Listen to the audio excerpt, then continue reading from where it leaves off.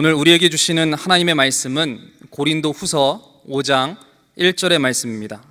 신약성경 290페이지 고린도 후서 5장 1절의 말씀을 제가 봉독하겠습니다.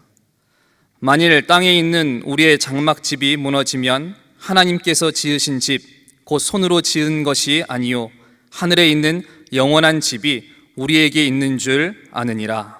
아멘. 네, 안녕하세요. 방금 전에 화면에 나온 황교진이라고 합니다. 제가 정말 부족한 사람인데 이렇게 정말 훌륭한 교회에서 고난주간 특별집회 강사로 초대되어서 너무나 영광이고, 오늘 너무 떨리고 내가 너무 부족하다는 생각을 참 많이 하면서 낮에 목사님 설교 말씀을 들었습니다. 그 설교 말씀을 듣다가 주일 예배 말씀 속에서 오늘 이 간증 집회가 제게는 예수님의 다구는 소리, 예수님의 돌아오심, 그런 시간이 되겠다는 생각이 들었고, 제 힘과 열정으로는 살 수 없고 하나님이 이제 저에게 함께 해주신 그 많은 시간들을 잘 기억하고 살아가야겠다는 생각을 하면서 왔고요. 편안하게 그 이야기들을 20년 동안 어머니 병간호한 이야기들을 전해드리려고 합니다. 이게 20년의 이야기이기 때문에 1시간 안에 이렇게 정리하는 게 좀 많이 고민이 됐습니다. 그래서 써보기도 하고 분명히 함께 하셨던 그 기억들을 다시 정리하기도 하면서 오늘 이 강단을 준비를 했습니다. 사람은 이제 행복하기 위해서 살아가는데 여러분들은 행복하기 위해서 어떤 가치를 추구하면서 살아가고 계십니까? 제가 어머니 병간호하면서 느낀 것은 사람들이 이제 돈을 많이 벌고 즐거움을 많이 찾고 명예와 권력을 얻으려고 하지만, 그런 것들 속에서 우리가 행복이 느껴지고 발견되어지는 게 아니라 조건 없이 받아들인 예수님의 사랑을 잘 알고 우리 인생의 목적을 잘 알 때, 그때 진짜 행복이 얻어진다고 생각합니다. 저는 갑자기 청년기 때 어머니 병간호를 하면서 하나님 주시는 진짜 행복에 대해서 많이 고민하고 경험하고 살아온 것 같습니다. 네, 첫 번째 사진이 지금 나오고 있는데, 이제 대학교 4학년 때 졸업작품 사진이에요. 이제 목사님께서 건축을 전공하셨기 때문에 저런 구조 설계를 보면 되게 친숙하실 것 같은데, 제가 대학교 4학년 때 밤을 새워서 준비한 이 구조 작품으로 교내 과학상에서 대상을 받았습니다. 대학의 마지막 시기에 큰 상금도 받았고 기쁨도 얻었는데, 그리고 그해 여름에 선교단체 수련회에 갔다가 처음 연애를 하게 되었습니다. 늦가기로. 그리고 진로를 이제 대학원에 특차 입학을 하게 되었습니다. 이 세 가지 땅의 자랑은 나중에 형남과학상 대상으로 받던 크리스탈 트로피는 제 집에서 어머니 병간호하면서 청소하다 잘못 건드려서 깨트려 버렸고, 여름 수련회 때 만났던 자매는 3대째 기독교 집안이었는데 그 부모님이 병간호하는 그 형제인 저를 반대하셔서 이별을 통보받았습니다. 그 대학원은 3월달 한 달 잠깐 수업 듣다가 주말에 병원에 어머니 병간호를 간병인하고 교대를 해줘야 되기 때문에 주말 수업을 못 들었는데, 주말에 중요한 수업이 다 몰려 있어서 휴학을 하게 됐고, 그리고 나중에 복학을 하지 못해서 제적을 당하게 됐습니다. 그렇게 땅에 있는 자랑이 다 무너지고 나서 저는 제 삶의 신앙의 모습을 새로 점검하게 되었고, 그 광야에서 하나님을 새롭게 만나는 시간을 가지게 된 것 같습니다. 다음 사진 보여주세요. 저희 가족 사진입니다. 이 가족 사진을 찍기까지 한 2년 걸린 것 같습니다. 연년생 여동생과 저 이렇게 자녀가 둘밖에 없는데 저희 남매가 집에 있는 시간이 거의 없었어요. 저는 주중에는 이제 전공 공부하느라, 또 선교단체 활동하느라, 주말에는 교회 다니느라 거의 집에 없었고, 여동생은 놀러 다니느라고 거의 집에 없었습니다. 근데 1997년 11월 어느 주말에 저하고 여동생이 주말에 집에 있게 된 거예요. 그래서 2년 전부터 우리 가족 사진 한번 찍자고 아버님께서 계속 성화하셨는데, 그날 이렇게 가족 사진을 딱 찍게 되었습니다. 여기 있는, 제가 잘 보이실지 모르겠지만 부모님 얼굴 중에 누구를 더 많이 닮은 것 같아 보이십니까? 네, 엄마, 아빠 다 나오는데, 제가 제 얼굴을 잘 아는데 저는 양쪽 부모님 얼굴 중에 못생긴 부분만 절묘하게 골라서 닮았습니다. 여기 저희 어머니 굉장히 정말 좋은 모습으로 이렇게 계신데, 이 가족 사진을 찍고 딱 보름 뒤에 시장에 출근하신 뒤에 쓰러지셔서 뇌출혈로 식물인간 상태가 되어서 깨어나지 못하셨습니다. 그 보름 전에 이제 가족 사진을 남기게 되었죠. 2004년 7월에 제가 책을 출간한 작가가 되어서 여러 방송에서 이제 요청을 받았는데, 옆에서 다큐멘터리로 이제 카메라가 따라다니면서 열심히 찍으면 꼭 제 의도대로 이제 전한 메시지들은 다 빠지고 그냥 뭐 사람들이 대단하게 여기는 효자 이런 모습으로 나와서 제가 방송을 안 하기로 했는데 생방송이 들어왔습니다. 아침마당이나 생방송. 그래서 작가님하고 PD님이 방송 중에는 신앙적인 얘기는 여기는 공영방송이기 때문에 하면 안 되니까 자제해 달라고 계속 부탁을 하셨어요. 그래서 내가 알았다고, 안 하겠다고. 그리고 한 25분 동안 제가 어머니 병간호하면서 큐티를 통해서 얼마나 은혜를 많이 받았는지, 그리고 예수님이 얼마나 우리 가정을 사랑해 주셨는지 열심히 전했죠. 방송 마치고 손범수 아나운서가 악수를 하면서 오늘 너무 잘하셨다고, 나 남대문교회 집사인데 오늘 너무 감동적이었다고 이렇게 얘기를 해주셨고, 이금희 아나운서가 저한테 출연료를 이렇게 보내주셨어요. 이금희 아나운서는 신앙인이 아닌데 마음이 참 따뜻한 사람이었습니다. 근데 그때 방송 중에 저희 가족 사진이 이렇게 화면에 걸렸을 때 그 대본에 없는 질문을 이금희 아나운서가 저한테 하셨습니다. 한규인 씨, 그 어머니 보름 전에 같이 찍은 가족 사진, 그 거실에 걸려있는 가족 사진 보면서 매일 울지 않았냐고. 그때 제가 했던 대답이, 이 땅에서는 저와 같이 얘기하고 같이 밥을 먹고 함께 할 수 있는 어머니를 다시 못 만날지 모르지만 천국에서 이보다 더 행복한 모습으로 어머니를 만날 수 있는 그 시간을, 그 소망을 가지게 해줄 수 있는 이 가족 사진을 보면서 너무 감사했다고 그런 말을 했었습니다. 우리가 앞에 이제 성경 봉독으로 봤던 고린도후서 5장 1절 말씀에 만일 땅에 있는 우리의 장막집이 무너지면 하고 시작하는 부분 있죠. 저는 어머님의 건강과 우리 가정, 저의 소망이 다 무너졌다고 생각했습니다. 근데 그 말씀에 의하면 하나님께서 지으신 집, 손으로 지은 것이 아니요 하늘에 있는 영원한 집이 우리에게 있는 줄 아느니라 이렇게 말씀하셨죠. 그래서 이 땅에 살아가면서 우리는 이제 하늘 소망을 가지고 이 땅의 삶이 전부가 아니라는 것을 생각해야 되는데, 사실 그렇게 생각하면서 살지 못하잖아요. 죽음은 멀리 있고 아프거나 힘들거나 하는 것은 나한테 가까이 안 왔으면 좋겠고, 모두가 다 그렇게 생각하는데 성경에서는 그 분명히 이렇게 말씀을 하고 계시죠. 고난에 참여하고 고난을 통해서 들려주시는 하나님의 은혜가 있음을. 저희 어머니의 삶에 대해서 조금 말씀을 드려야 되는데, 저희 어머님은 동대문 광장시장에서 일을 했어요. 몇 년 전에 보니까 미국의 어벤져스 배우들이 우리나라 왔을 때 그 광장시장 가서 마약김밥 먹고 뭐 이렇게 촬영하는 모습 봤는데, 어머님이 그 광장시장에서 숙녀복 도매 일을 하셨습니다. 몇 시에 출근했냐면, 과거에 통금이 있을 때는 새벽 4시에 출근하셨고, 그리고 밤 10시에 출근하셨습니다. 그리고 밤새워서 교대 없이, 그 밀리오레나 이런 데 보면 3교대 하는데, 병원의 간호사님도 3교대 하지만 저희 어머님은 혼자서 그 다음날 10시까지 일하시고, 그리고 또 이제 백화점들 다니시면서 다음 시즌 상품들 이제 샘플을 기획하시고, 그 집에나 5시쯤 들어오시면 저희 남매 밥 차려 놓으시고, 그리고 잠깐 주무시고 나가시고 하는 삶을 사셨습니다. 그런 삶을 20년 동안 사셨는데, 그래서 제가 청소년기 때, 제가 고등학교 때부터 미션스쿨 다니면서 교회를 나가기 시작했습니다. 체프 시간에 하나님이 주신 위로가 있었는데, 내가 기도하고 싶다는 마음이 들었어요. 무엇을? 어머님의 행복한 삶을 위해서. 내가 잘 살아서 어머님의 낮과 밤 바뀐 것들을 좀 일반적인 어머니들처럼 돌려드리고, 여행도 좀 다니고 쉬게 좀 해드렸으면 좋겠다. 제가 이 꿈을 가지고, 이 소망을 가지고 교회를 처음 나가기 시작한 것 같습니다. 제가 교회를 나가기 시작했을 때 어머님도 그 동대문 새벽시장 일이 너무 고단해져서 전도를 받으셔서 교회를 나가기 시작했습니다. 그래서 저희 4식구 중에 하나님을 믿는 그 성도는 저하고 어머니였습니다. 대학교 4학년 때 저는 이제 졸업작품을 준비하느라고 학교에서 거의 매일 밤을 새다시피 해서, 그때 어머니 몸이 조금 안 좋아지시는 것을 잘 알지 못했습니다.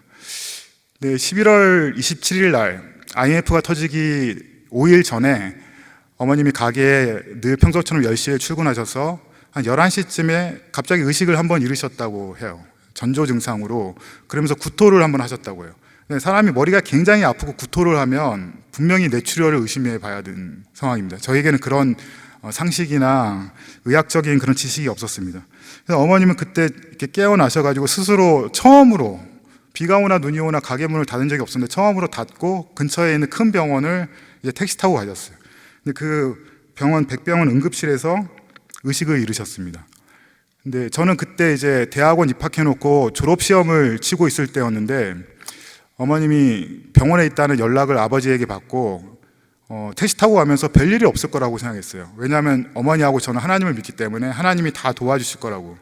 근데 막상 병원 응급실에 도착했을 때는 너무 처참한 모습이었습니다. 이제 곧 돌아가실 것 같은 그런 모습으로 온몸에 경련을 일으키고 있었고, 남자 간호사가 이제 엠브라는 입에 공기를 넣어주는 주머니를 이렇게 계속 손으로 누르고 있었습니다. 당시 이상하게도 응급실에 당직 의사님이 안 보이셔서 제가 간호사님께 계속 요청했는데 이제 간호사님도 너무 짜증이 많이 나셨어요. 계속 환자들이 밀려오고 있는데 저희 어머니 같은 응급 환자를 대처할 수 있는 의료진이 없었습니다. 그래서 제가 병원에서 급하게 119에 전화를 했습니다. 지금 저희 어머니가 그 백병원 응급실에서 돌아가시기 직전인 것 같다고, 다른 병원으로 좀 옮겨줬으면 좋겠다고. 처음에 119가 왜 병원에서 119를 부르냐고 약간 난색을 표했다가 이제 간곡히 요청해서 119가 왔습니다. 근데 그 119 그 기사 선생님이 근처에 있는 세브란스 병원이나 서울대 병원도 있었는데 왜 그랬는지 모르겠는데 왕십리에 있는 한양대 병원으로 이송을 했습니다. 한양대 병원 응급실로 들어가는 순간 저는 이제 마음을 좀 놓으려고 했는데 그 당시 응급실 선생님이 저희 어머님의 그 바이탈 같은 걸 체크해 보시더니 지금 곧 사망 환자와 다름없기 때문에 지금 현재 수술을 급하게 할 수가 없다고 그 말씀을 하시면서 건너편에 있는 작은 해민병원으로 돌려보냈습니다. 결국 그 새벽에 중요한 그런 골든타임이 다 무너지게 된 것이죠. 정말 절망했습니다. 난 하나님이 다 도와주실 줄 알았는데, 착착착 도와주실 것 줄 알았는데 전부 어렵고 힘든 방향으로만 흘러가고 있어서 너무 마음이 힘들었습니다. 그 해민병원에서 이제 신경외과 선생님이 오셔서 급하게 머리를 열고 수술을 하고 그랬지만 너무 깊은 숨골 부분에 혈관들이 다 망가지셨기 때문에 그 당시 그렇게 자세하게 얘기를 안 하셨지만 수술은 잘 됐다, 기다려봐야 안다, 그렇게 말씀하셨는데 결국은 그 기다림이 20년 넘게 걸렸습니다. 저는 그 해민병원 그 중환자실 앞에서 하루 3번 면회를 하면서 너무 괴로웠습니다. 어머님의 그 중환자로서의 몸이 점점점 노숙자처럼 변해가는 거예요. 그 깨끗하게 관리할 수 있는 병원 인력은 없고, 그 제가 집에서 가재수건을 삶아서 깨끗하게 어머니 목에 흘러있는 가랜이 몸에 냄새나는 부분 다 이렇게 닦아드리면서 또 사골죽을 끓여서 그 호스로 넣어드리면서 매일매일 면회를 했습니다. 그 97년에서 98년으로 넘어가던 때 대한민국 상황은 너무 안 좋았어요. IMF로 너무 어려울 때였는데 저는 바깥에 그런 IMF의 온도를 느낄 새도 없이 병원에서 처한 그 너무나 엄청나고 갑작스러운 일에 마음이 너무 힘들었습니다. 그러다가 이제 병원에서 계속 MRI 찍고 했지만 차도가 없었기 때문에 병원을 옮기기로 결정하고 경희의료원 병원으로 옮겨서 양한방 협진 의료를 받았습니다. 그때부터 제가 학교를 휴학하고 어머니 옆에서 간호를 하기 시작했습니다. 여동생은 어머니 쓰러지신 날 그 광양시장에 출근해서 어머니가 하던 일을 했었고, 그 일은 여자가 할 수 있는 일이기 때문에 동생이 감사하게도 자원해서 하게 되었고, 저는 이제 어머니 병간호를 맡게 되었습니다. 병원에서 제가 병간호하면서 여러 가지 모습들을 봤습니다. 저는 그때 우리 집이 좀 부유했으면, 형제들이 좀 많았으면 내가 공부도 할 수 있을 텐데 이런 생각을 했지만, 결국은 형제들이 많다고 뭐 문제가 해결되는 게 아니라 그런 집에서는 더 불화가 일어나고, 저는 제가 물러설 곳이 없었기 때문에 제가 버텨야 된다는 생각으로 병원에서 기도하면서 계속 24시간을 병간호하면서 그 병간호를 하나하나 배워나가기 시작했습니다. 경희의료원에서 한 5개월 정도 지나니까 원래 3개월 지나면 차도가 없으면 퇴원해야 된다 그러면서 결국은 가망이 없다고 호플리스 퇴원을 말씀을 하셨습니다. 그래서 어떻게 아는 분 소개로 서울대학병원 응급실 통해서 서울대학병원 신경외과 선생님 진료를 받았습니다. 2주 동안 새로 검사를, 굉장히 비싼 검사들을 다 했는데 병원에서 해줄 수 있는 게 없다 이렇게 말씀하셨습니다. 그래서 퇴원을 해야 된다고. 그래서 저는 그때 너무 좀 당황스러웠습니다. 이렇게 중환자를 병원에서 치료를 못하겠다고 가정으로 모시고 가라 그래서 너무 당황스러웠습니다. 저희 집에서 가까이 있는 현대 아산병원을 이제 제가 예약을 해서 신경외과 선생님하고 이제 상담했는데, 쭉 설명을 해드리니까 그 신경외과 선생님이 굉장히 좀 차갑게 그렇게 다른 병원에서 그 가망이 없는 환자를, 중환자를 입원시키는 건 불가능하다고, 돌아가라고 그랬어요. 그래서 그 병원을 나오면서 너무 힘든 마음 속에서 제가 기도를 했는데, 그때 하나님이 제 어머니 병간호하는 전체를 좀 그 마인드를 좀 책임지는 마인드로 바꿀 수 있는 그런 전환이 있었습니다. 터닝 포인트가. 그게 뭐였냐면 더 이상 왜라는 질문을 하지 않기로 했습니다. 왜 우리 어머니여야 될까? 왜 회복이 안 되는 이런 뇌출혈과 식물인간 상태가 우리 어머니이고 나는 이 부분을 책임져야 될까? 왜 나는 의대생이 아니었을까? 왜 우리 집은 부자가 아닐까? 저 현대 아산병원 최고층의 VVIP 병실에 계신 그런 부유한 분들과 우리 어머니는 왜 그렇게 현실적으로 차이가 클까? 그럼 왜라는 질문을 하면 할수록 마음이 어둡고 우울해지고 고통스럽기만 한 거예요. 그래서 왜라는 질문을 하지 말고 어떻게 하면 내가 의사 아들 이상으로 어머니를 잘 간호해 드릴까? 어떻게 하면 이 현실적인 고통 속에서 어머님이 나를 사랑으로 돌봐드리듯이 내가 엄마를 사랑으로 보살펴 드릴 수 있을까? 왜라는 질문을 내놓고 어떻게로 바꿨습니다. 서울대학병원에서 저희 집으로 어머니를 모시고 왔습니다. 모시고 올 때 그때쯤에 제가 이제 섬기는 교회에서 바자회를 열어서 바자회 수익금 70만 원을 저한테 전달해 주었습니다. 근데 그 당시에 그런 이제 도움들이 별 귀하게 보이지 않았어요. 마음이 너무 절망스럽고 어두워져 있으니까 그 당시에는 몰랐어요. 근데 나중에 돌아봤더니 정말 하나님이 부족하지 않게 딱 맞는 때 딱 맞는 금액을 주셨는데, 왜냐하면 저희 어머니 집으로 모시고 오는데 필요한 병원 침대, 석션기, 여러 가지 의료용품들 사는데 딱 70만 원이 들었습니다. 그 집에서 어머니를 모셔다 놓고 제가 혼자 생각하기 시작했습니다. 누가 가르쳐 준 게 아니라 어떻게 하면 더 사랑해 드릴 수 있고 어머님이 편안하게 하루하루 지낼 수 있게 할까 생각하면서 아침에 그 심상에서 수건 하나하나씩 깔아가면서 감기 걸리지 않게 매일 목욕을 시켜드렸습니다. 한 3시간이 걸렸습니다. 코에 있는 테이프도 갈아야 되고 목에 있는 거즈도 드레싱해야 되고 정말 몸에 환자 냄새, 병원에서 맡았던 그 노숙자 냄새 나지 않도록 제가 하루하루 어머니 몸을 정결하게 해드렸습니다. 그렇게 하면 오전 시간이 다가고 이제 오후 간호가 시작되면 하루 6번 250kcal 이상을 계산해서 어머니께 죽을 드립니다. 처음엔 유케어라는 캔에 있는 죽을 드렸는데 그게 뭔가 부족하고 자꾸 변비가 생기시는 것 같고 그런 거예요. 처음에는 어머니 대소변 치우는 게 힘들었는데 나중에는 변비가 있으면 그게 너무 힘들더라고요. 그래서 제가 기도하면서 그 어머니 죽을 만들어야 되겠다고 생각했어요. 누군가 레시피를 가르쳐 준 게 아니라 이렇게 한번 해봐야 되겠다고 생각하면서 했더니 시금치, 우엉, 다시마, 쇠고기, 멸치 이런 재료들을 가지고 죽을 만들어 드렸어요. 그랬더니 피부도 좋아지시고 폐경이 지났는데 생리까지 다시 하셨어요.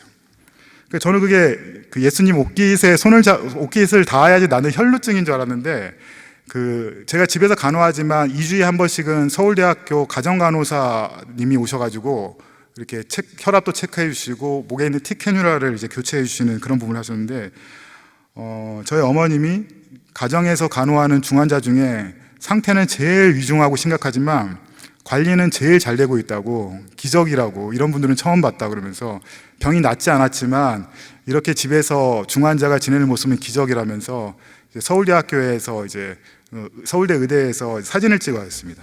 병원에서 이제 소개하려고. 그렇게 집에서 하루하루는 너무 고단하고 힘들었지만 저는 24시간 시간표를 정해놓고 어머님의 의사, 간호사, 영양사, 물리치료사 또 집안의 가정주부 역할까지 하면서 이제 청춘의 시간을 보내기 시작했습니다.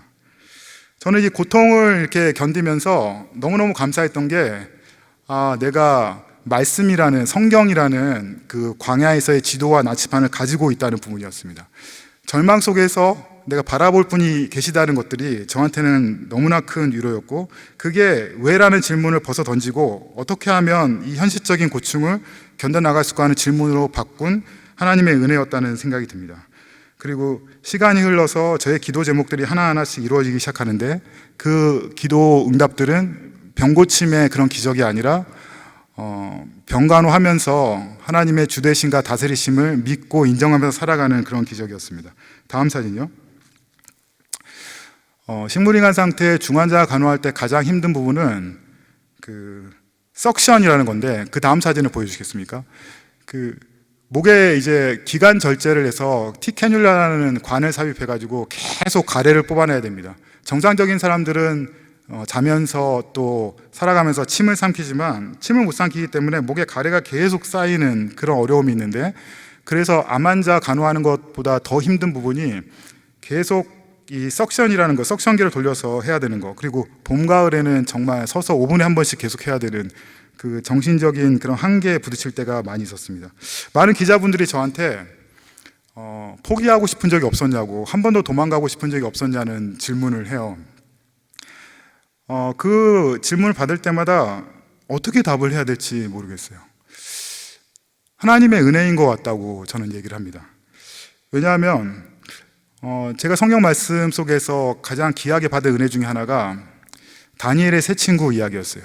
다니엘의 새 친구가 잘못한 것도 없고 정말 믿음 좋은 청년이었는데 그 풀무불 속에 사형 선고를 받잖아요. 근데 우리 하나님이 그 새 친구를 그 풀무불 속에 들어가려고 할 때 뭐 영화 속에 있는 큰 그런 어마어마한 새가 날아와서 새 친구를 탁 채서 푸른 초장으로 딱 옮겨놓을 수 있는 그런 능력이 없는 분이겠습니까? 새 친구는 그냥 불 속에 들어가는데 머리카락 하나 타지 않고 나오죠. 그러니까 하나님이 불 속에서 함께 하신다는 그 부분에 대해서 제 이 삶의 이 청춘의 고통의 하루하루에 하나님께서 함께 하시는구나 하는 것을 느꼈습니다. 그러니까 함께 하시는 하나님이 제가 청년기부터 시작해서 20년 동안 어머니 간호하는 데 있어서 가장 중요한 힘의 원천이었던 것 같습니다. 우리는 불로부터 우리 인생을 지켜달라고 기도하지만 하나님이 우리 인생을 인도하시는 방식은 불 속에서 함께 하시는 하나님인 것이죠. 우리의 삶의 안전을 기도하지만 하나님이 함께 하시는 게 가장 안전하기 때문에 우리는 불 속에서도 들어갈 수 있고 그 안에서 하나님의 함께 하심을 경험할 수 있는 것입니다. 제가 이제 계속 반복되는 질문을 받다가 한번 돌아봤어요. 하나님의 은혜, 나한테 특별히 임하신 하나님의 은혜가 무엇일까? 한 4가지로 정리가 되었습니다. 처음에는 제가 어머니 병간호하면서 매일매일 밤을 새고 체위 변경을 시켜드리고 조금만 이제 기저귀에 이제 변을 보시면 바로바로 이제 손으로 스킨십으로 다 닦아드렸어요. 병원에서 간병인들은 이제 비닐 장갑을 끼고 뭐 그렇게 하지만 저는 직접 어머니 이렇게 간호해 아기를 다루듯이 갓 태어난 아픈 딸을 간호하듯이 간호해 드렸는데 점점점 제 삶의 루틴이 정해지면서 밤에 잠을 2시간밖에 안 자도 그 다음날 눈을 뜨면 하루를 시작하면서 몸에 힘이 났어요. 그리고 영양 결핍으로 제가 이제 또 휴식 부족으로 몸에 탈이 나야 되는데 하나님이 저를 탈이 나지 않게 해주셨어요. 제가 하루하루 24시간 지내면서 제 몸이 쓰러지지 않는 게 저는 정말 기적의 주인공이라는 생각이 들었습니다. 그래서 점점 낮에 이제 한 2-3시간 잠깐 숨 돌릴 틈이 있었어요. 잠깐 이제 봐주시는 아주머니를 구해가지고 전문 간병인 이렇게 구하면은 비용이 많이 드니까 제가 이렇게 가르쳐서 잠깐 낮에 교대할 수 있는 아주머니 있었어요. 그러면 저는 그 낮 시간에 집에서 자전거 타고 20분 정도 가면 나오는 장신대 신학대학원 정문 옆에 있는 주기철 순교 기도탑에 가서 기도를 합니다. 한 2시간 이상 기도할 때 눈물을 펑펑 쏟고 나면 사람들을 대하거나 어머니 병간호할 때 제 얼굴에 웃음이 많아졌어요. 저 원래 굉장히 심각하고 우울증인 사람이었는데 어머니 병간호하면서 웃음이 많아졌어요. 그 주일날 여동생이 가게 안 나가는 날 잠깐 어머니 봐주면 제가 교회를 갑니다. 교회 가면은 사람들이 신기하게 여겼어요. 저 굉장히 힘든 삶을 살고 있는 걸로 아는데 저 사람 왜 저렇게 맨날 웃고 다니지? 이런 얘기를 많이 들었습니다.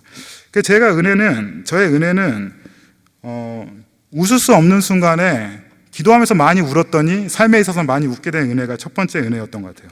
두 번째는 이 고통 중에 제가 감사할 수밖에 없는 사건이 십자가 사건인 것 같습니다. 정말 식물인간처럼 의식 없이 죄에 물들어 있는 이 땅의 백성들을 보면서 예수님이 십자가를 지셨구나 하는 생각이 들었습니다. 제가 아침에 3시간씩 어머니 목욕시켜 드리면서 죄로부터 정결해지는 그런 삶의 모습들을 매일 묵상을 했습니다. 그때 이제 어머니 목욕시켜 드리면서 저는 정말 하나님의 은혜를 많이 경험을 하게 되었습니다. 사랑에 대해서 많이 묵상하게 되었고요. 그 다음에 감사했던 것은 내일 일을 모르는 거였습니다. 1997년 11월 27일 날 어머님이 쓰러지신 날이었는데 그날 새벽에 그 골든타임이 다 무너지고 겨우겨우 이제 작은 병원에서 뇌수술을 받게 되었을 때 어머니 수술 받으시는 날 제가 뭐라고 기도했겠어요? 하나님 제발 우리 어머니를 살려주세요. 그렇게 기도했겠죠. 그때 하나님이 제 귀에다가 규준아 내가 너의 어머니 살려줄 거야. 그렇지만 너는 앞으로 20년 동안 의식이 없는 어머니를 책임지고 간호하게 될 거야 하고 내일 일을 알려주셨다면 저는 그 자리에서 그냥 쓰러졌을 것 같아요. 삶에 의욕이 없었을 것 같아요. 근데 그 내일 일을 알려주지 않으셨거든요. 내일 일을 모르기 때문에 오늘 하루 치열하게 내일을 소망하면서 살 수 있게 된 것 같습니다. 그래서 미래의 일을 우리 너무 많이 알고 싶어 하는데 미래의 일을 모르고 오늘을 살아가는 게 저는 은혜였다는 생각이 듭니다. 그 네 번째는 어제의 고통이 기억나지 않는 은혜가 있었습니다.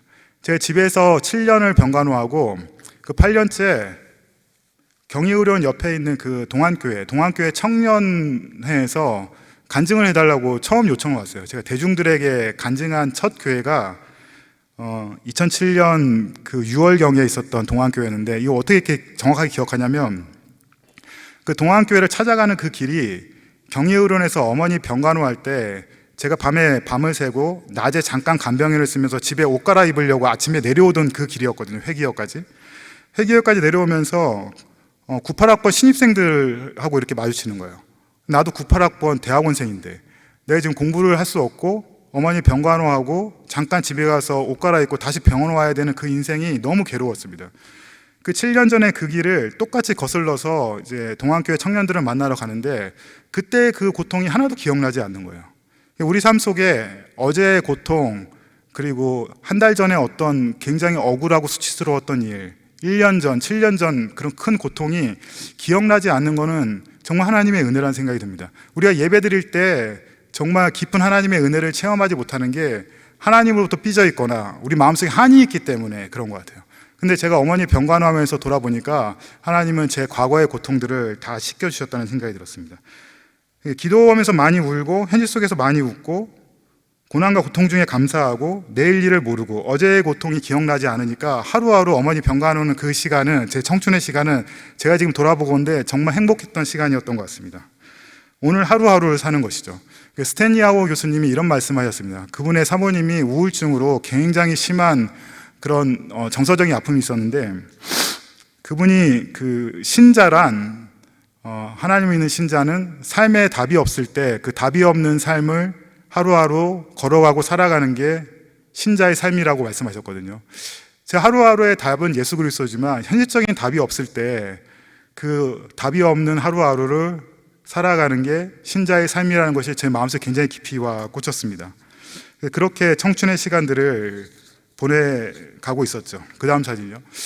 그 제 삶을 견디게 했던 또 하나의 힘은 글쓰기였습니다. 처음에 이제 어머님의 기도 제목을 올리다가 그 다음에는 제가 하루하루 아침에 이제 어머니 목욕시키기 드리기 전에 잠깐 시간 내어서 옆에서 석션 해가면서 1시간씩 글을 썼는데, 그날의 어떤 어려운 모습들을 이제 처음에 시작하다가 감사해 하면서 글을 마쳤어요. 오늘 하루 지켜주신 하나님을 소망하면서 매일매일 그런 글을 매일매일 똑같은 24시간이었지만 새로운 소재로 매일 쓰게 되었습니다.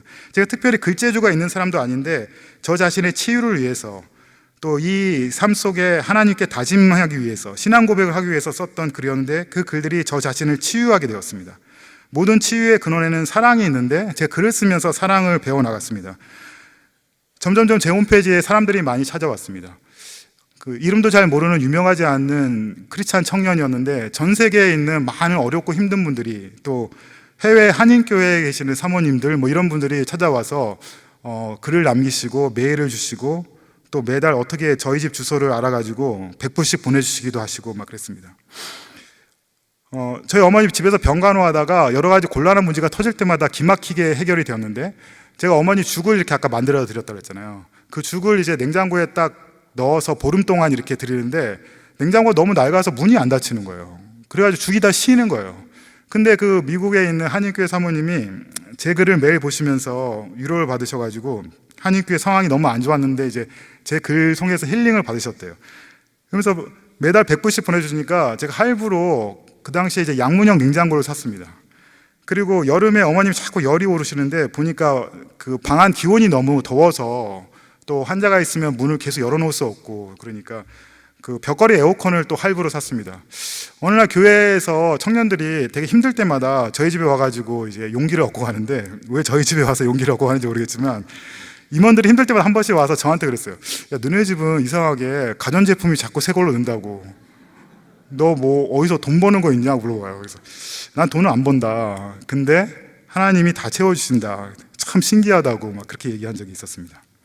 저는 이렇게 글을 쓰고 저 자신을 이렇게 돌아보면서 다른 아무것도 청년기 때 할 수 있는 게 없었습니다. 어머니 간호한 거 외에. 그렇지만 고통 중에서 꾸준히 무엇인가를 한 부분이 제 인생의 자양분이 되어서 나중에 제가 작가가 되었고, 회사에서 이제 글을 쓰는 일로 홍보팀에서 일을 하게 되었습니다. 결국 어머니 병간호하면서 제가 전문성을 가지게 된 것이죠. 환자 간호뿐만 아니라 어떤 글을 쓰는 한 사람으로서. 그래서 이제 책을 만드는 일을 하게 되었고, 어쨌든 제 삶을 이렇게 살아갈 수 있는 인생의 그 중반 후반은 제 어머니 병간호하면서 제 어머님이 다 주신 것이 되었습니다. 삶의 고통 속에서는 그 고통 속에서 하나님이 우리를 죽게끔 내버려 두시는 것이 아니라 그 속에서 우리를 계속 지혜를 주시는 것 같습니다. 다음 사진이요. 이 사진 한번 자세히 한번 보세요. 어머니 제가 병간호한 지 시간이 꽤 흘렀는데 어느 정도 흐른 것 같은지 한번 여러분 상상해 보시면 좋겠습니다. 보통 이제 의식 없는 중환자인 환자분들이 병원에 입원하시고 5개월 내에 욕창이 생깁니다. 욕창이 생기고 폐렴이 생깁니다. 그러면서 어떠한 모습이 되냐면 영화 반지의 제왕에 나오는 그 골룸과 같은 모습으로 살이 쫙 빠지시고 피부가 새카매지시면서 이제 점점 돌아가십니다. 그게 5개월도 채 걸리지 않습니다. 근육은 다 퇴화되고 그렇게 욕창과 저산소증과 폐렴으로 보통 돌아가십니다. 이 사진 속에 있는 모습은 집에서 제가 병간호를 한 지 5년이 흐른 모습입니다.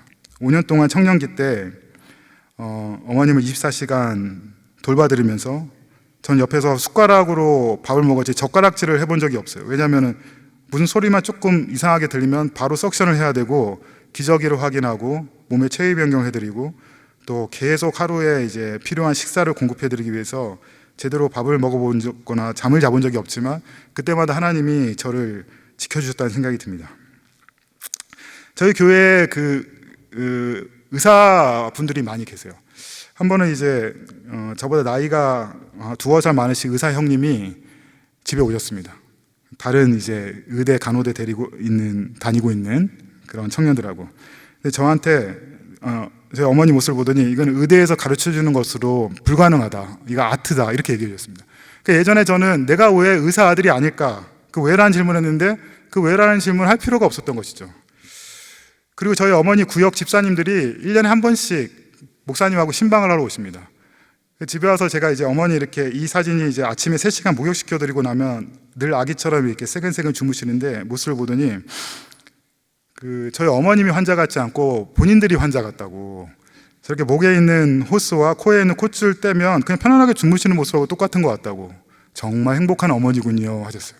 근데 제가 그 말씀을 듣는 순간 울컥했습니다. 왜냐하면 제가 청소년기 때부터 교회를 다니는 목적이 저 어머님의 편안한 좀 인생을 제가 선물해 드리고 싶은 그 기도 제목 가지고 교회를 다니기 시작했는데, 결국 제가 집에서 어머니를 병간호하면서 낮과 밤을 바꿔드리는 그 기도 제목이 200% 이상 이루어졌다는 생각이 들었습니다. 왜냐하면 낮에도 편안하게 잘 쉬시고 밤에도 저와 함께 편안하게 잘 주무시고 쉬시기 때문에 평생 이루지 못한 쉼을 이 시기에 저하고 같이 사랑하면서 이룬다는 생각이 들었습니다.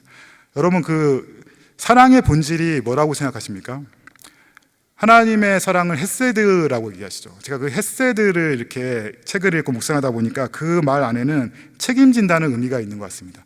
예수님이 십자가 마지막까지 제 아들을 사랑하시고 옆에 있는 그런 죄인을 구원하시면서 사랑하셨듯이 끝까지 사랑하는 게 사랑의 본질이죠. 제가 사실은 이런 강단에 서기 전에 제일 불편한 용어가 효자라는 얘기예요. 마치 김병에 효자 없다는 그 말로 인해서 뭐가 효가 특별한 사람이 하는 것처럼 이렇게 얘기하지만 사실은 사랑이죠. 부모가 자녀를 사랑하는 것도 내리사랑이라고 하지만 사랑이고, 자녀가 부모를 사랑하는 것도 사랑이죠.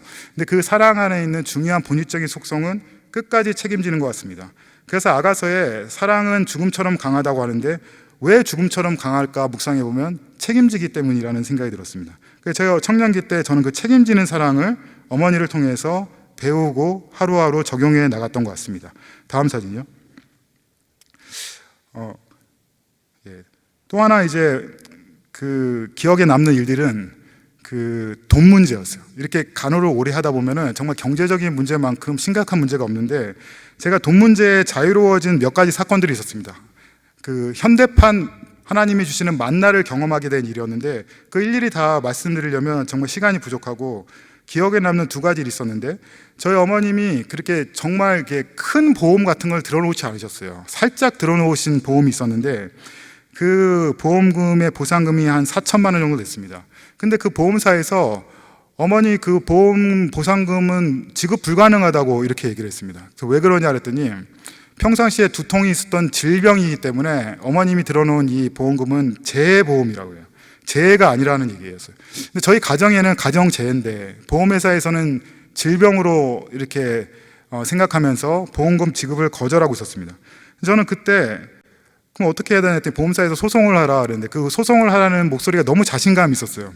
저는 집에서 어머니 병간호하고 계속 이제 밤낮 없이 지냈기 때문에 소송을 할 수 없었어요. 그래서 무엇을 했냐면 기도를 했습니다. 그 교회에도 기도 부탁을 해드려 놓고 저희 교회에서 수요 예배, 금요 예배 때마다 저희 가정과 저희 어머니 그 보험금 문제에 기도를 해주셨습니다. 퇴원하고 나서 2달에 한 번씩은 마지막 병원이었던 서울대 병원에 가서 어머니 약을 타고요. 2달치 약을. 제가 늘 계속 가니까 똑같은 약만 지어주시기에 비타민하고 소화제하고 또 뭐 혈압에 대한 그런 약을 지어주셨는데 선생님께 약을 바꾸면 어떻겠습니까? 물어보니까 나는 계속 이렇게 살아계신 게 너무 기적인 것 같다고 선생님이 그렇게 말씀하셨습니다. 아무튼 그 약을 타러 서울대학 병원에 갔는데 약을 타고 이렇게 나오는데 보험회사 직원을 만났어요. 제가 그 보험회사 직원이 제가 이렇게 우락부락하게 생겼으니까 막 싸울 줄 알았나 봐요. 근데 제가 정중하게 말씀드렸어요. 제가 지금 대학원을 휴학하고 집에서 어머니 병간호하고 있는데 그 재보험금이 너무 필요하다고 그랬더니 그분이 담당 진료 선생님을 만나러 가서 이게 그 외상에 의한 뇌출혈이라고 소견을 말씀해 주시면 재보험금이 지급이 된대요. 그래서 같이 만나기로 했습니다. 저는 그때 선생님이 어떤 말씀을 해주시든지 그냥 결과에 승복하려고 했습니다. 그래서 마지막으로 마음속으로 중얼중얼 기도하고 선생님을 만나러 갔는데 선생님이 바쁘셔서 어디 세미나 출발하려고 해서 지금 막 출발하셔야 되는데 그 어머니 그 MRI 사진을 딱 보더니 이거는 외상에 의한 뇌출혈이야. 옆에서 속여서 써드려. 그리고 나가셨어요.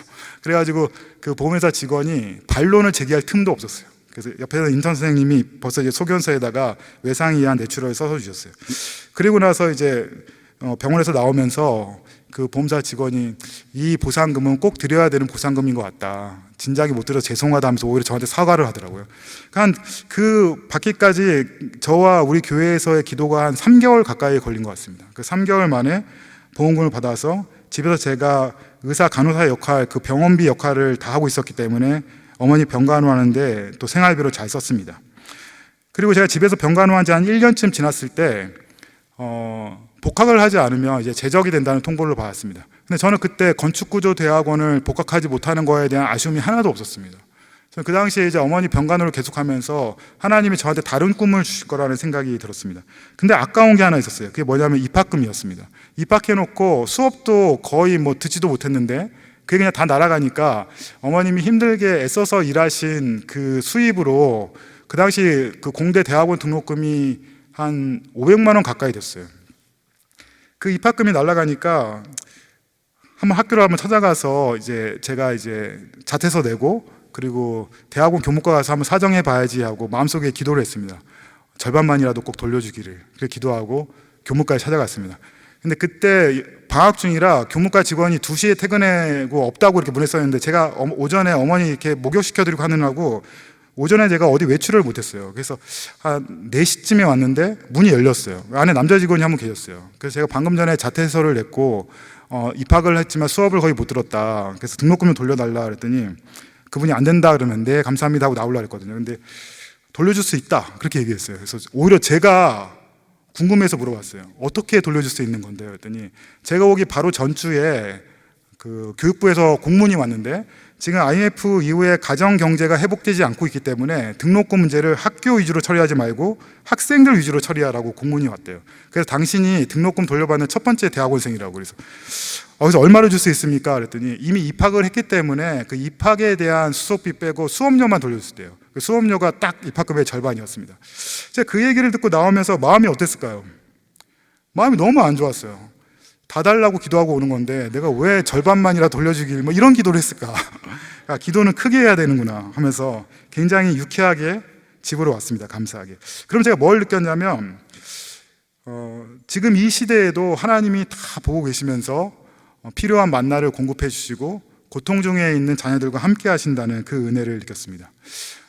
지금 이 사진은 제가 어머니께 IMS라는 전기침을 놓는 건데 저희 교회의 성도들이 저한테 관심이 참 많았어요. 그래서 한 가정의학과 그 선생님이 저하고 원장이 저랑 나이가 같았는데 자기 병원에서 하는 그 전기침 치료법을 가르쳐 줬습니다. 자기 부모에게 하는 것은 의료법 위반이 아니거든요. 제가 집에서 어머니께 의사와 다름없기 때문에 어머님이 그 명치 부분에 그 전기 자극을 주면 어머님이 가래를 안 끓고 3시간 동안 주무신대요. 정말 저렇게 딱 해놓으면 3시간 동안 가만히 계시는 거예요. 그럼 저는 그 3시간의 자유가 정말 꿀 같은 복음 같은 시간이었습니다. 그때 뭘 했냐면 큐티를 하고 성경을 읽고 신앙서적을 읽고 또 운동을 했습니다. 저 학교 다닐 때 그 체육 시간이 제일 싫었거든요. 근데 어머니 병간호하면서 교대해 줄 사람이 없으니까 제가 계속 견디기 위해서는 제가 아프지 말아야겠다 생각하면서 매일매일 규칙적으로 운동을 했습니다. 그러면서 제가 묵상할 때 뭘 느꼈냐면 참 경건은 고아 가부를 환난 중에 돌보며 자기를 지켜 세속에 물들지 아니하는 것이라는 말씀을 보고 어머니와 같은 분이 현대의 고아 가부와 같은 가족 중에 누가 아프면 등을 돌리고 계속 돈이 많이 들어가고 헌신해야 되면 나 몰라라고 하는 그런 것이 당연시되고 있는 현대에 고아와 가부와 같은 모습이 어머니 같은 중환자라는 생각이 들었습니다. 한 번은 이런 일이 있었습니다. 저희 교회의 후배가 그 음대를 다니는 자매였는데 어머니하고 단둘이 살아요. 근데 어머님이 뇌종양 1기로 건강검진에서 발견이 됐습니다. 1기가 발견되니까 얼마나 다행이에요. 그래서 세브란스 병원에서 잘 수술받고 집에서 그 자매가 엄마를 케어해야 되는 상황이었습니다. 근데 이 자매가 우울증에 걸려서 무기력증에 빠졌어요. 매일매일 저한테 울면서 전화하길래 내가 오늘 그냥 낮에 너네 집에 갈게. 그래서 오전에 어머니 이렇게 간호해 드리고 잠깐 이제 아주머니에게 맡기고 제가 그 집을 갔습니다. 그 집에 갔더니 우리 어머니보다 훨씬 괜찮은 모습인데 막 그 설사를 치우지 않아서 냄새가 가득하고 머리 주변에 개미가 버글버글 하는 거예요. 그래서 제가 매일 어머니께 해드리는 일에 한 10분의 1도 지나지 않는 일을 해줬어요. 머리 감겨드리고 목욕시켜드리고 또 마침 근처에 그 어떤 그 방배동에 사시는 어떤 할머님이 잠깐 집에서 쓰고 가져가러 간 좋은 침대가 있었습니다. 저희 어머니 침대도 낡았지만 제가 그 침대를 그 집에 가서 그 어머니께 눕혀드렸습니다. 머리 감겨드리고 옷 갈아입혀드리고 그리고 관절 운동 시켜드리고 그랬는데 그 집에서는 마치 예수님이 방문한 것처럼 너무 회복이 되면서 기뻐하셨어요. 제가 그때 느꼈어요. 제가 대학에서 공대생이고 건축을 전공했지만 이런 어려운 사람들을 위해서 하나님이 내 인생의 목적을 비전을 새로 주셨고 그 비전을 향해서 한치의 오차도 없이 저를 이렇게 옮기고 계신다는 것을 느꼈습니다. 그래서 제가 어머니께 간호하면서 여러 가지 익힌 것들의 10분의 1만 다른 사람들에게 해도 그 사람들이 예수님의 사랑을 느낀다는 것을 알고 전 굉장히 은혜를 많이 받았습니다. 다음 사진이요. 예. 일주일에 한 번은 어머니 이렇게 휠체어 앉혀드리는데 제가 처음에 어머니를 휠체어 앉혀드릴 때는 이 중환자용 휠체어여서 좀 특수한 휠체어인데 팔에 힘이 없어가지고 앉혀드리면 어머님이 그 충격을 살짝 느끼시고 막 콜록콜록 기침하셨어요. 근데 이제 제가 계속 집에서 이제 운동한 지 1년, 2년 이렇게 지나가니까 여름에 반팔티를 입고 교회를 가면은 저를 처음 본 분들이 체대를 나왔냐고 이렇게 물어보셨어요. 정말 사람들이 관상용 근육을 만들기 위해서 필라테스, 헬스 많이 하지만 저 어머니 간호하면서 몸에 근육이 엄청 많이 생겼어요. 그러면서 어머니를 휠체어에 앉혀드리는데 휠체어에 앉혀드릴 때 어머님이 느끼지를 못하시는 거예요. 제가 여기서 뭘 깨달았냐면 우리 마음에 성령님이 내주하신다는 것을 여러분 믿습니까? 근데 성령님을 잘 느끼세요? 이렇게 어르신들은 고개를 끄덕끄덕 하지만 특히 청년의 쪽으로 갈수록 잘 느끼지 못해요. 우리가 성령님을 잘 느낄 수 없으면 성령님이 소심하거나 연약하시거나 힘이 없는 분일까요? 제가 팔 힘이 정말 너무 강해져가지고 어머니 휠체어에 앉힐 때 어머님이 저를 느끼지 못하는 것을 보면서 너무 강하시기 때문에 성령님이 나를 포근히 안고 계신다는 생각이 들었습니다. 마치 강호동 같은 천하장사가 자기 아기를 안을 때 포근히 안아야 되듯이. 그래서 하나님이 나를 이렇게 내가 느끼지 못하는 순간에 나를 이렇게 품고 계시는구나 하는 것을 어머니 병간호하면서 깨닫게 되었습니다. 여러분, 기적이 무엇일까요? 병원에서 나을 수 없다, 이제 돌아가실 거다 하고 하는 그런 사망 선고를, 사형 선고를 받은 분이 갑자기 기도원에서 또 하나님의 은혜로 낫게 되면 기적이죠. 근데 그 병고침의 기적보다 더 어려운 기적이 있습니다. 상황은 바뀌지 않았지만 우리 마음이 바뀌는 기적. 이게 드러나지 않기 때문에, 표가나지 않기 때문에 정말 어려운 기적이라는 것을 우리가 잘 인정하거나 느끼지를 못하는 것이죠. 예를 들면 이런 겁니다. 힘든 것들이 덜 힘들게 느껴지는 것, 괴로운 마음이 견딜 만한 마음으로 바뀌는 것, 용서할 수 없는 사람이 용서가 되는 것, 남들보다 뒤떨어져 있고 코로나로 정말 힘들고 그렇지만 하나님의 은혜로 마음이 평안한 것, 예수님의 돌아보심을 느끼는 것, 베드로가 들었던 닭소리를 듣게 되는 것, 그게 정말 어려운 기적이죠. 그 어려운 기적을 제가 병간호하면서 어머니 병은 낫지 않았지만 오히려 조금씩 안 좋아지셨지만 제가 그 기적을 체험하게 된 것 같습니다. 그렇게 8년을 정말 집에서 이렇게 지냈습니다. 낮에 잠깐 외출할 때 기도하러 오거나 교회 청년들하고 차 한잔하고 오면 저는 5시 반만 되면 집으로 뛰어왔어요.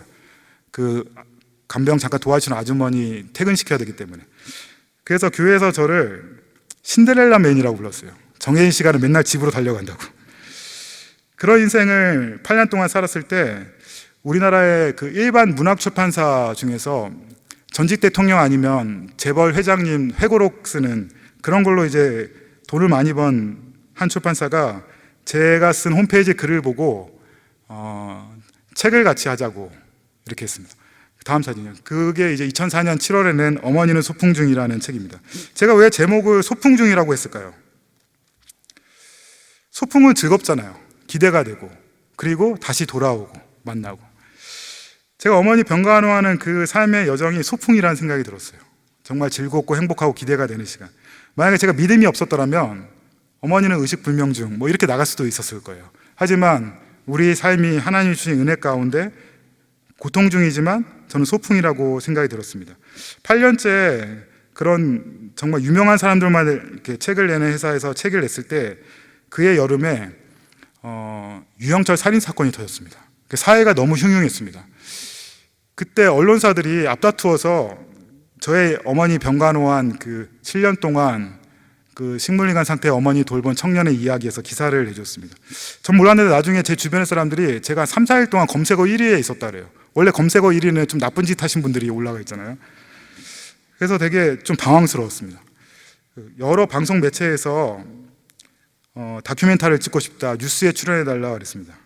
심지어는 그 당시에 한 예능 프로그램 집 고쳐주는 러브하우스에서도 3번이나 전화가 왔습니다.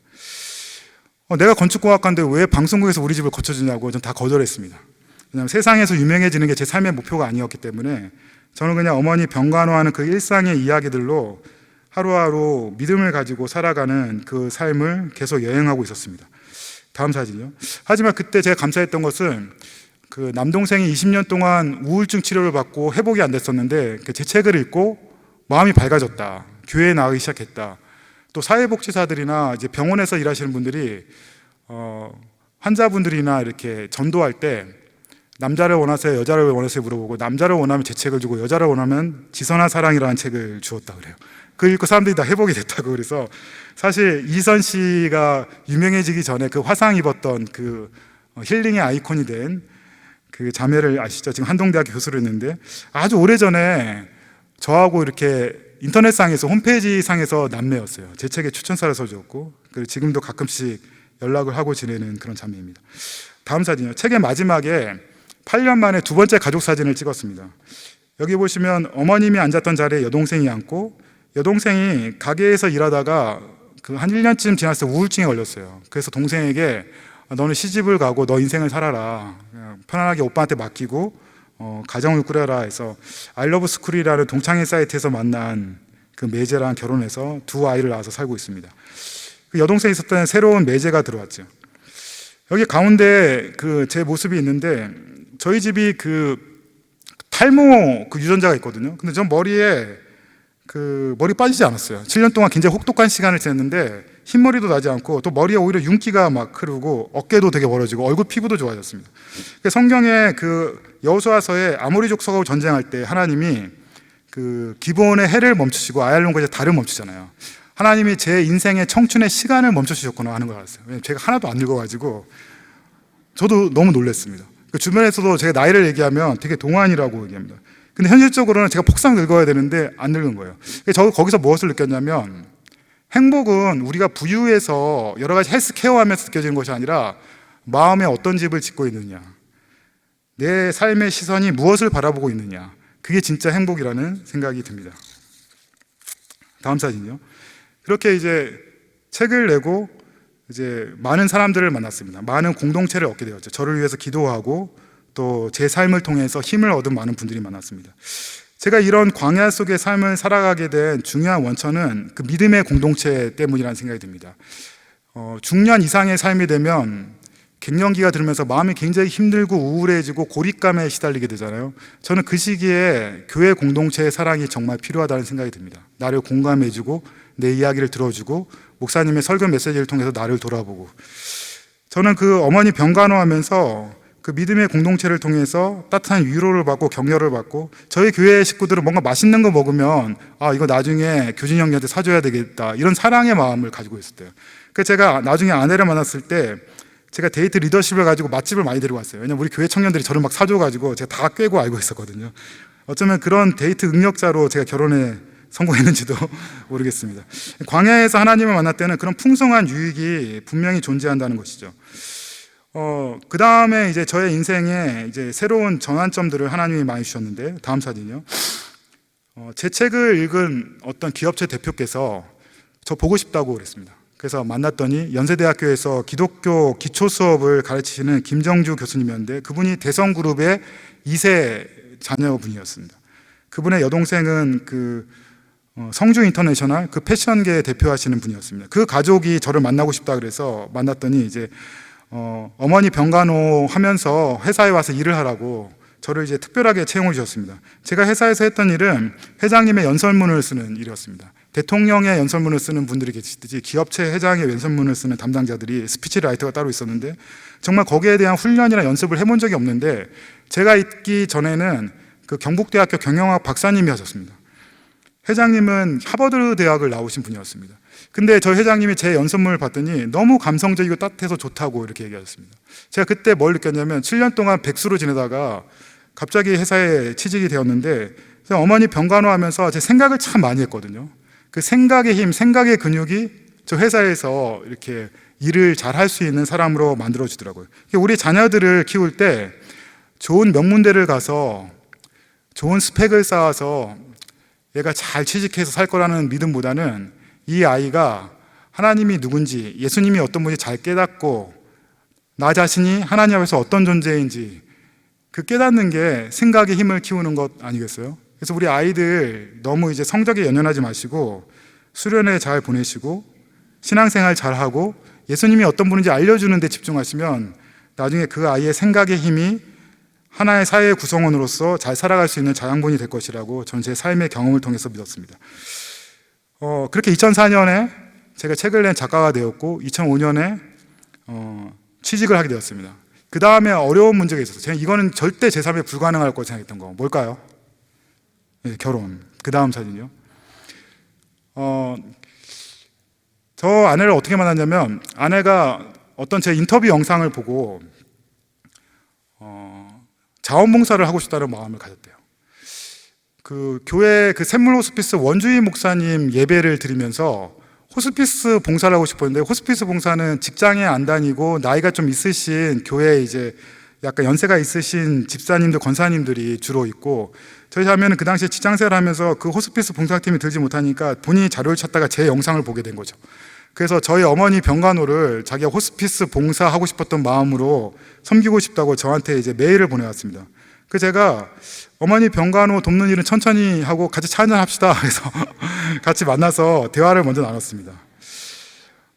그리고 이제 그때부터 주말에 저희 아내가 도시락을 싸들고 저기 여의도 쪽에서 살고 있었는데 강동구에 있는 저희 집에 와가지고 저를 태우고 어머니 입원하셨던 병원에 가서 병간호를 같이 했죠. 저희 어머니 2004년 1월부터 장기 환자들 모실 수 있는 재활요양병원에서 제가 병간호를 했습니다.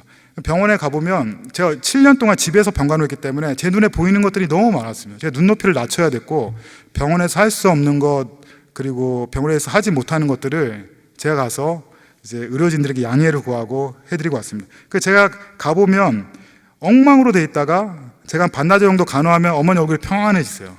그래서 제가 일주일에 2-3번은 그렇게 어머니 병간호하다가 아내를 만났습니다. 우리가 삶에 있어서 마음속에 어떤 트라우마나 쓴뿌리가 누구나 한 가지씩 있죠. 우리는 이렇게 생각합니다. 내가 이거만 없으면 내 삶이 좀 괜찮을 텐데, 내 삶이 좀 편안해질 텐데, 내 남들 이상으로 행복할 수 있을 텐데. 근데 마음속에 있는 그 걸림돌, 쓴뿌리, 그 장애가 사실 믿음 안에서는 하나님의 축복의 통로이고 디딤돌이 되는 것이죠. 제가 이걸 어떻게 깨달았냐면 결혼하기 전주에 저희 교회 청년회 와서 이제 앞에 와서 인사를 했어요. 그때 제가 이제 결혼하겠다고 인사를 하고 마이크를 아내에게 넘기면서 왜 저랑 결혼하시기로 했어요 하고 넘겼는데, 아내가 저랑 처음 어머니 병간호를 하러 간 날 하나님이 우리 영혼을 세심하게 만지는 그 손길을 느꼈다고 얘기했어요. 아내가 옆에서 물 떠다 주고 하면서. 그래서 아내의 말에 의하면 제 어머니 병간호 때문에 본인이 저랑 결혼하기로 선택을 했다는 것이죠. 그래서 저는 결혼할 수 없다는 그 이유가 사실은 현실적으로는 그게 결혼의 걸림돌과 장애가 아니라 자매를 만나는 축복의 통로이고 디딤돌이 되는 것이죠. 여러분들 마음속에 있는 어떤 쓴뿌리와 고통의 트라우마를 가지고 낙심하지 마시고 그것을 믿음의 눈으로 볼 때 하나님의 축복의 통로가 된다는 것들을 이렇게 깨달으셨으면 좋겠습니다. 다음 사진이요. 제가 청년기 때 이제 결혼 축하하러 이제 교회 후배들 결혼식에 가보면 되게 부러웠던 순간들이 있어요. 어떤 순간이냐면 송정미 사모님 같은 정말 은혜로운 찬양을 부르는 분들이 축가를 부를 때, 내 결혼식에도 저분이 오셨으면 좋겠다. 내 결혼 못할 거라고 머릿속에 생각하고 있었는데도 3대째 기독교 집안에 한번 버림받았기 때문에 이 땅에서 이제 딸 가지신 그 집사님, 권사님들, 장로님들 중에는 나를 절대로 허락하지 않을 거야. 막 이런 고정관념이 있었거든요. 이런 확신이 있었는데 부러웠어요. 근데 나중에 제가 결혼할 때 송정미 선생님이 안 오시고 인순이 선생님이 오셨습니다. 인순이 선생님이 TV 아침 방송에 나오셨는데 어머님이 갑자기 쓰러져서 병원 중환자실에 계신 모습이 브라운관에 나왔어요. 제가 보통은 연예인들 이렇게 보면서 관심을 가지지 않는데 그날은 너무 저희 어머님이 처음에 쓰러졌을 때 중환자실 모습이랑 같아서 제가 인순이 선생님 홈페이지 찾아가가지고 이제 위로의 글을 남겼습니다. 근데 그 다음날 아침에 이제 제 홈페이지에 김인순, 그래서 어떤 분이 이제 인사를 남기셨어요. 저는 그 김인순 그분이 인순이 선생님인지 몰랐어요. 들어가 보니까 이제 규진 씨 글 잘 읽었다. 사실은 옛날에 규진 씨가 아침 방송에 나왔을 때 너무 감동해서 제가 달력에 이름을 적어놨었다. 병원에서는 정말 안 알려주는데 우리 어머니는 살아계신 건가? 얘기를 하면 들으시는 건가? 내가 어떻게 해야 되는 건가? 이렇게 물어보셔서 제가 상세하게 답변을 드렸습니다. 그리고 나서 한 4, 5개월 뒤에 인순 선생님 어머님은 이제 돌아가셨다고 신문에 이제 나오게 되었습니다. 그리고 한 1년쯤 뒤에 제가 결혼하면서 이제 주변 사람들에게 이제 알려드릴 때 그때 인순이 선생님하고 메일 주고받았게 떠서 선생님께 이제 제가 결혼한다고 이제 메일을 보냈습니다. 그때 이분이 미국에서 바쁜 스케줄 중이었는데 너무 축하한다고 그러면서 황교진 씨 결혼 선물로 인순이의 축가를 드릴게요 그랬습니다. 그리고 정말 저 결혼식 날 그 피아니스트와 함께 찾아오셨습니다. 이렇게 배꼽도 입고 오셔가지고 얼마나 정말 그 디바의 그 탁월한 가창력으로 그 축가를 불러주셨는지 잘 사진은 안 나오지만 저는 결혼식 내내 너무 영광스러워서 많이 울었습니다. 정말 하나님이 이렇게 하나하나 다 보고 계시고 좀 나에게 정말 최고의 기쁨으로 내 고통을 이제 어루만져 주시는 거라는 것을 제가 결혼 예배를 통해서 느낄 수가 있었습니다. 그 다음 사진요. 2004년에 작가가 되고 2005년에 취직이 되고 2006년에 결혼을 하고 2007년에 등남을 했습니다. 아내가 이제 아이를 임신하면서부터는 이제 제가 어머니 병간호를 저 혼자 이렇게 다니기 시작했는데 태중에 그 아이가 있을 때 제가 2가지 기도를 했습니다. 뭘 기도했을까요? 당연히 첫 번째는 건강한 아이를 기도를 했겠죠. 2번째는 제발 엄마 꼭 닮은 아이 달라고 기도를 했습니다. 근데 제 기도가 부족했는지 애가 태어났는데 얼굴의 절반은 저를 닮았습니다. 그래서 주변에서 그래도 왠지 잘생겼다 그래서 황교진의 성공한 개정판이라고 저희 아이를 이제 얘기하기 시작했습니다. 다음 사진요. 아이가 돌 때 이렇게 제가 운동하는 아령을 번쩍 들고 걷기 시작했습니다. 너무 건강한 아기로 잘 자라고 있는데 지금 그 무섭다는 중학교 2학년이 되었습니다. 사춘기 부모로 저는 요즘 너무 당황스럽고 어렵고 제 그 인격의 밑바닥을 보면서 이것도 하나의 고난이구나 이러면서 사춘기 부모를 겪고 있는데 돌아오면 저는 결혼하기 어려운 흔히 효자는 결혼 못한다 그러는데 그런 부류의 사람이었고 결혼에 소망도 없었고 그렇지만 이렇게 결혼을 해서 가정을 꾸리면서 또 그 가운데서도 매달 어머니 병간호비를 마련하고 병간호를 살아간다는 게 마음속에는 하나님이 주신 정말 기쁨의 삶이라는 생각이 들었습니다. 다음 사진요. 2011년에 4살 터울로 둘째가 이제 태어났습니다.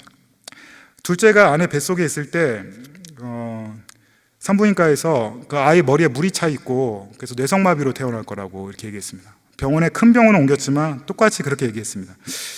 저희 교회에서는 정말 기도하면서 난리가 났습니다. 저 집에 저렇게 어머님이 오랫동안 식물인간 누워 계신데 아이까지 이렇게 아프면 어떡하냐고. 근데 저는 생각이 좀 달랐습니다.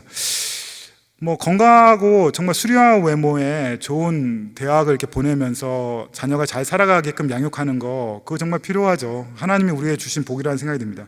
하지만 하나님은 우리에게 그런 사소한 복보다 더 큰 복을 주시는 게 여기 이제 장애 아동을 키우시는 부모님이 꽤 계실 줄 아는데, 아이가 장애를 가지고 태어났어도 이 아이를 하나님이 주신 보물로 여기고 잘 키우는 거, 그게 진짜 진리의 복이라고 생각하고 좀 마음의 준비를 하고 있었거든요. 근데 2011년 3월 11일 날 둘째가 딱 태어났는데, 전 태어날 때 머리부터 이렇게 봤는데 뇌에 문제가 없고 머리숱이 새카만 건강한 아이가 태어났습니다. 그래서 아직까지 거기까지 내가 감당할 수 있는 여력은 안 되는 걸 하나님이 보시고 건강한 아이를 주셨구나, 이렇게 생각이 들었는데, 초등학교 4학년이고 저희 집에서 애교를 담당하고 있습니다. 저희 가정의 볼륨이 이렇게 늘어났지만 여전히 저는 하나님의 살아계심과 다스리심을 믿고 하루하루 견디는 시간을 살아가고 있었습니다. 그 다음 사진이요. 2009년에 우리 사이에 존엄사 논란이 일어났습니다. 그 주님의 교회 가족으로 알고 있는데, 세브란스 병원에서 그 할머님의 산소호흡기를 떼느냐 마느냐 문제로 사회적인 논란이 되었습니다. 그때 아침마당에서 저를 또 불렀습니다. 그때는 이제 그 인터뷰가 아니라 토론 시간으로. 제 옆에는 이제 뭐 변호사도 계시고 세브란스 원장님도 계시고 방송인도 계시는데, 저만 일반인으로 왔는데, 제가 어머니 병간호하는 삶을 살았기 때문에 방송 마지막 부분에 이제 그런 존엄사에 대해서 어떻게 생각하는지 물어봤습니다. 저는 그때 뭐 KBS였지만 다시 생명은 우리가 마음대로 할 수 있는 게 아닌 것 같다, 그리고 어떤 죽음을 향해 갈 것인지 하는 그 마음이 정말 중요하다는 그런 얘기를 했던 것 같습니다. 근데 번외로 그 대본에 없었는데 또 이금희 아나운서가 갑자기 마이크를 두고 객석에서 이렇게 방청하고 있던 저희 아내에게 마이크를 두고 하는 거예요. 그래서 황교진 씨가 예전에 총각 때 그 우리 방송에 나왔는데 지금은 결혼을 했다고 합니다. 그래서 저희 아내에게 가까이 닿으면서 아, 천사가 이렇게 생겼군요 하면서 아내에게 어떻게 해서 저를 만나고 결혼하게 된지 갑자기 마이크를 넘겼어요. 근데 얘 전혀 이제 사전에 얘기가 되지 않았던 부분인데 갑자기 아내가 KBS에서 CBS 새롭게 하소서처럼 간증을 했습니다. 저를 만나게 된 거를. 나중에 이제 시청자 게시판에 그날 토론회에서 마지막 그 장면이 너무 감동적이고 위로가 됐다고 그렇게 얘기를 또 하게 되었죠. 다음 사진요. 예, 시간이 지금 4분밖에 안 남아가지고 제가 책을 만드는 일을 하고 있습니다. 제가 책을 만들 때 어떤 책을 주로 만드냐면, 가정에 너무너무 아픈 가족이 있을 때, 그래서 아픈 아이를 키우는 정말 내일 눈뜨기 너무 어려운 그런 가족들, 제가 글을 받아가지고 그 마음으로 들어가서 제가 공감하면서 그 저자가 건드리지 못한 감정선을 제가 생각해가면서 만들어드립니다. 책을 만들고 나면 그 가족들이 다시 회복이 돼요. 예, 경제적으로도 회복이 되고 뭐 인간극장 이런 데 출연하시기도 하고, 그러면서 우리 사회에 있어서 우리가 돌아봐야 될 아픈 사람들을 돌아보게 하는, 제가 어머니 아픔을 돌봐드리면서 제가 이웃의 아픔을 공감하고 위로해드리는 일을 하게 된 게 정말 감사하더라고요. 다음 사진요. 예, 다음 사진 넘겨주세요. 2017년 10월 14일 저희 어머님이 소천하셨습니다. 쓰러진 지 20년이 지났고 전 세계의 의료계에도 일어나지 않는 그런 일이었는데, 식물인간 상태 환자가, 그것도 대한민국 같은 사회에서 20년 동안 이제 살이 욕창이 안 걸리고 이렇게 생존해 계셨던 것은 이제 놀라운 일이었는데, 하나님이 그런 어떤 고통의 학교를 저한테 허락해 주셨습니다. 마지막 돌아가시기 5개월 전에 어떤 증상이 일어났냐면, 몸의 장기들이 다 이제 수명을 다하는 일이 벌어졌습니다. 그러니까 목에 음식물을 이렇게 투입을 하면 그 음식물이 독약이 되는 거예요. 몸속에서 소화를 못하고 몸속에서 그냥 썩기 때문에. 욕창도 없고 폐렴도 없고 정말 결핵도 3번이나 이기신 그 어머님의 그 상태에서 저의 마음속에 뭐가 무너졌냐면 자부심이 무너졌습니다. 전 제가 자부심이 없는 겸손한 사람이라고 생각했거든요. 늘 세상의 모든 사람들이 나보다 낫다고 생각했었는데, 딱 어머님이 이제 그 욕창이 생기기 시작하니까 내가 욕창 없이 20년 동안 식물인간 상태의 환자를 간호한, 어머니를 간호한 아들이라는 그 자부심이 저한테 있더라고요. 그 자부심이 하나님과 저 사이를 가로막는다는 생각을 했습니다. 그 자부심 때문에 제가 다른 사람을 판단하고 다른 사람보다 나를 더 우월하게 생각한다는 거죠. 하나님은 마지막에 그 어머님 그 돌아가시기 5개월 동안 철저하게 저의 자부심을 다 깨어 부숴 주셨습니다.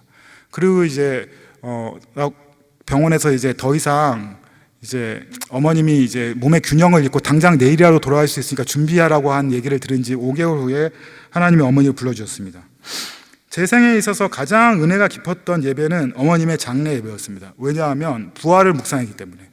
제가 어머님의 장례와 죽음을 통해서 이 죽음 이후의 부활에 대해서 아주 깊이 하나님의 은혜를 주셨습니다. 그래서 이 땅에 있는 삶이 전부가 아니고 우리에게는 죽음 이후에 우리가 지금까지 한 번도 경험하지 못한 찬란한 천국이 있다는 것에 대해서 묵상하게 되었습니다. 그래서 어머님을 이제 장례식장에서 정말 많은 제 홈페이지 손님들, 주변의 이제 성도님들의 격려를 받으면서 이런 특별한 삶의 시간들을 주신 하나님에 대해서 제가 깊이 감사하고 그 다음에 미래에 있을 인생의 이제 후반전을 제가 생각하게 되었습니다. 다음 사진요.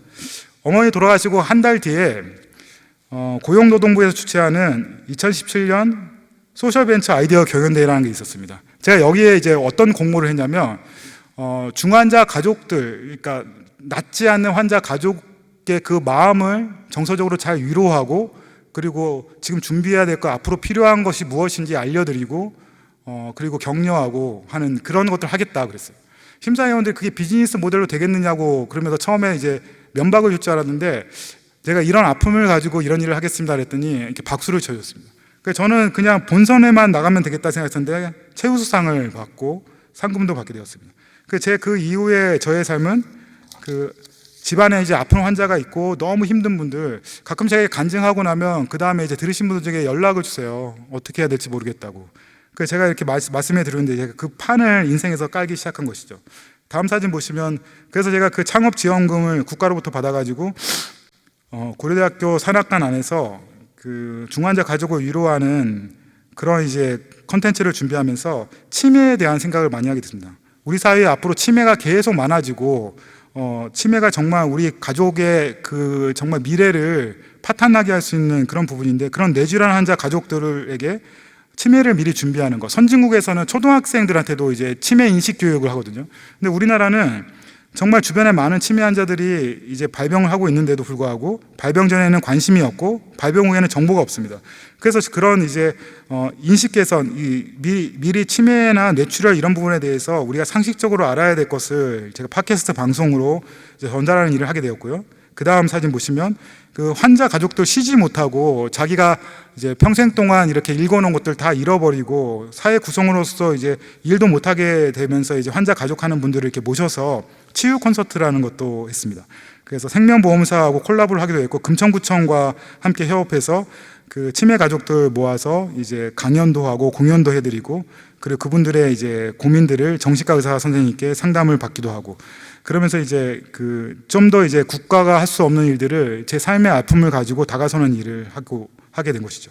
그 다음 사진이요.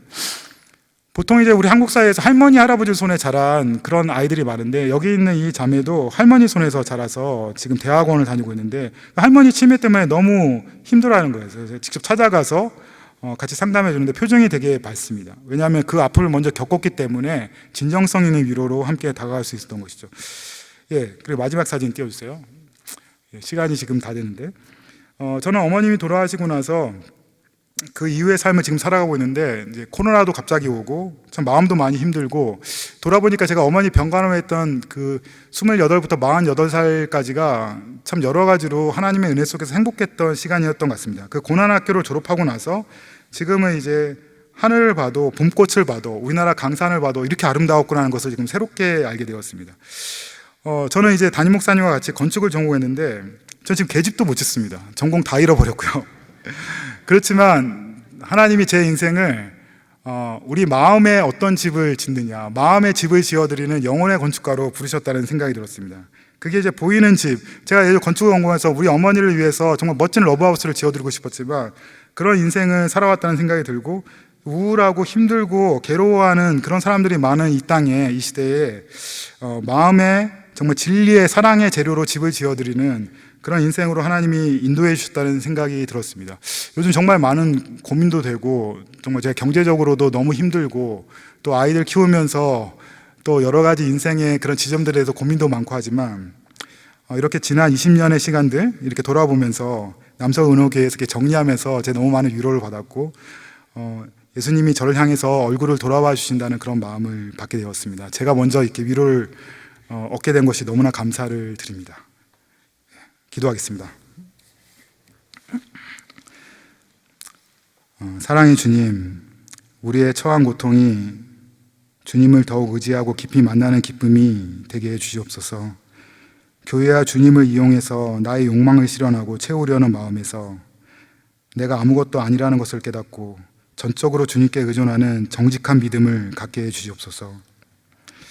나의 전부를 받아주시는 주님, 삶의 목적을 새롭게 해주시고 코로나로 사회적으로는 거리두기를 하지만 주님과의 친밀함은 더욱 가깝게 항상 매일 만나는 자녀로서 우리를 이끌어 주시기를 기도합니다.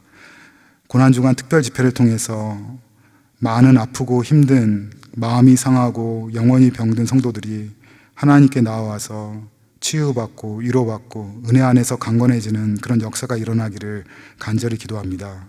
예수님의 이름으로 기도드립니다. 아멘.